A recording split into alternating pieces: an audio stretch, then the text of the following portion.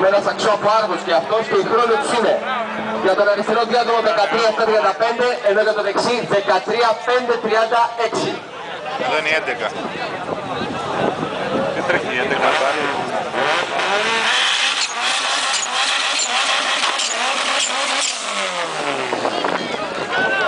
Και στο δεξί διάδρομο έχουμε άλλον ένα από τους πρωταγωνιστές της κατηγορίας Κρούστη στο Πανεπιστήμιο με ένα μάξι που ετοιμάζει ο Μπαρμπαρής, είναι το 12-12. Τζοβάρας λοιπόν με ένα στάλετ από Αθήνα.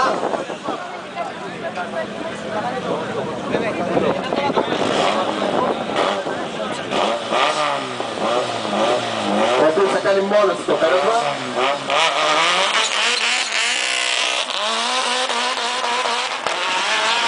Πολύ ωραία το Σαββατάκι με πολύ ωραίες αλλαγές. Και ο χρόνος που θα κάνει είναι 12-2-30 με 197 έξοδο. Πολύ ωραίος χρόνος.